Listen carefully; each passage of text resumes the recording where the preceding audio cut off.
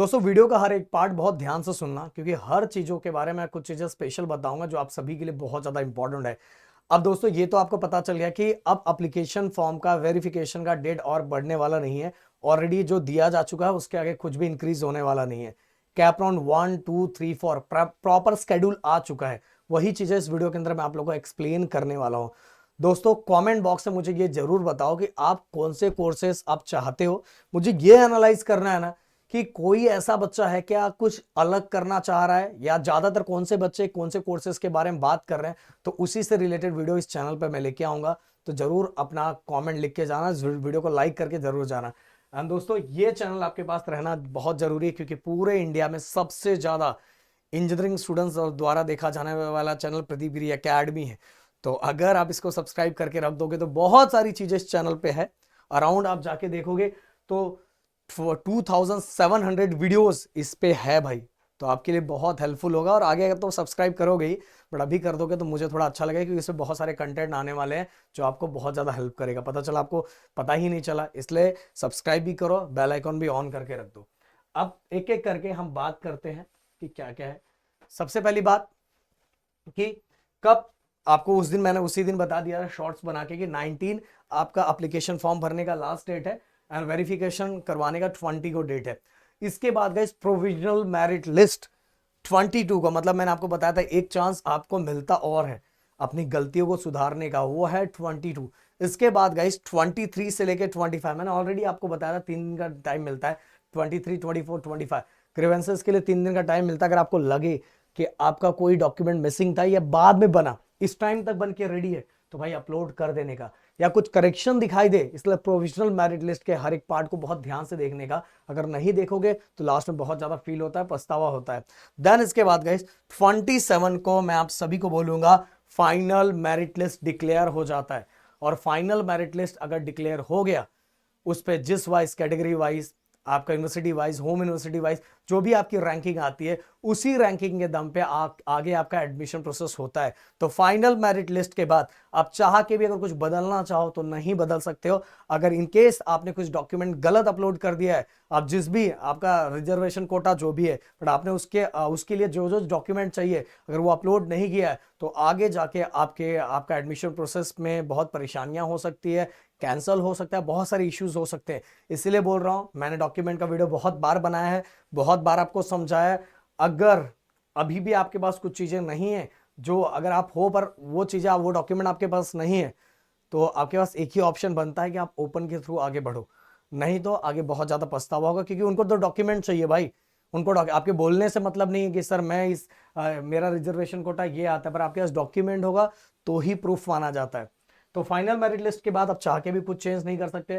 Then 27 को seat matrix पता चलेगा। एंड गाइस आप यहां ध्यान दो, 28 से लेके 30 तक कैप राउंड 1 का पहला ऑप्शन फॉर्म फिलअप किया जाएगा।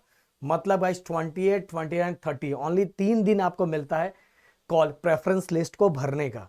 और प्रेफरेंस लिस्ट में मैंने आपको तरीका बताया था 1 3 6, यही पैटर्न को फॉलो किया जाएगा। पहले वाले में पहला वाला जो कैप राउंड होगा, जो उसके लिए ऑप्शन फॉर्म भरोगे, उसके अंदर जो पहले नंबर पे आप कॉलेज रखोगे, अगर वो अलॉट हो गया तो आपको लेना ही पड़ेगा। इसलिए मैं हमेशा बच्चों को बोलता हूं कि जब भी पहला लिस्ट प्रेफरेंस लिस्ट भर रहे हो, पहला ऑप्शन फॉर्म भर रहे हो, तो पहले नंबर पे टॉप कॉलेज ही रख दो। अगर मिल गया तो बहुत ज्यादा लकी, और नहीं मिला तो भाई कोई टेंशन ही नहीं है, समझ में आया? क्योंकि नीचे का अगर मिला तो आपके पास बहुत सारे ऑप्शंस है। आप सेल्फ फ्रीज कर सकते हो, सेल्फ फ्रीज के बाद गए उसको हम ऐसे ही छोड़ सकते हैं। नॉट फ्रीज पर बेटरमेंट कर सकते हो। बेटरमेंट हथियार किस तरह से बेहतर तरीके से यूज करना है उसका बेहतरीन वीडियो बनाऊंगा, क्योंकि अब टाइम आ चुका है, समझ में आ रहा है। तो ये हो गया हमारा ऑप्शन फॉर्म, और ऑप्शन फॉर्म में मैक्सिमम 300 कॉलेजेस आप फिलअप कर सकते हो। बट मैं हमेशा बच्चों को बोलता हूं कि 50 कॉलेजेस ही फिलअप करो, बट अपने परसेंटाइल को देख के, कुछ कंडीशंस को देख के, 5 परसेंटाइल ज्यादा 5 परसेंटाइल कम, इसी तरह से। इसके बाद गाइस आप 20 से 30 तक आपको ऑप्शन फॉर्म भरने का चांस दिया जाएगा। एंड कैप अलॉटमेंट जो पहले राउंड के थ्रू अलॉटमेंट जो होगा वो 2 तारीख को आपको पता चलेगा। और गाइस यहाँ वही सब रूल्स लिखा हुआ है कि आपको क्या करना है। हाँ, इसके बाद गाइस 2 तारीख को जो मतलब 2 तारीख को आपको जैसे ही पता चल जाएगा कि आपको कॉलेज अलॉट हुआ है कि नहीं अलॉट, अगर अलॉट हो गया है भाई, तो भाई सीट एक्सेप्ट करना पड़ेगा, मतलब पहले प्रेफरेंस को छोड़ के। पहले प्रेफरेंस को छोड़ के उसके अलावा कोई भी अगर पहला आया तो भाई वो लेना ही पड़ेगा, अगर नहीं लोगे तो नेक्स्ट राउंड से बाहर हो जाओगे।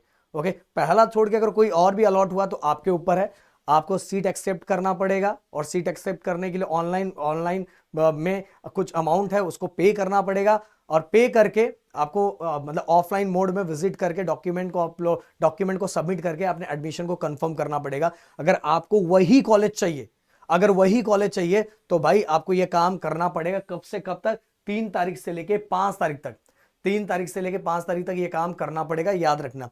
ओके, पर इनकेस ऐसा है कि नहीं सर मेरे को जो सीट मिला है ना सर वो मेरे को रखना भी है और नेक्स्ट राउंड में जाना है, तो भी भाई आपको सीट एक्सेप्ट करना पड़ेगा। ऑनलाइन मोड में पे करके आपको सीट एक्सेप्ट करना पड़ेगा, बट ऑफलाइन में विजिट करने की जरूरत नहीं है, पूरा कंप्लीट फीस भरने की जरूरत नहीं है।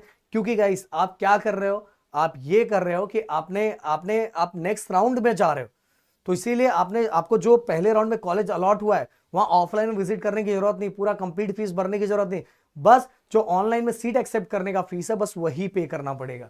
तो ये हो गया, और ये टाइम आपको 3 से 5 तारीख तक दिया गया है, सीट एक्सेप्ट करना ही पड़ेगा भाई।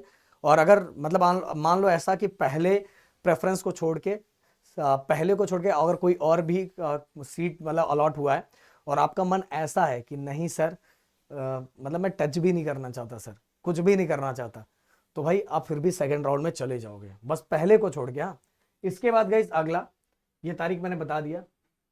इसके बाद गाइस हाँ सेकंड राउंड की अगर मैं बात करूं तो नीचे आ जाता हूं मैं, हाँ यहां से। फिर इसके बाद गाइस 6 तारीख को गाइस कैप राउंड 2 के लिए कितना सीट्स खाली है 6 तारीख को अपने को पता चलेगा। 7 से 9 फिर से गाइस सेकेंड राउंड के लिए आपको ऑप्शन फॉर्म फिलअप करना पड़ेगा। एंड 12 तारीख को गाइस 12 तारीख को फिर से आपको पता चलेगा कि कैप राउंड 2 के थ्रू कितने सीट्स अलॉट हुए हैं।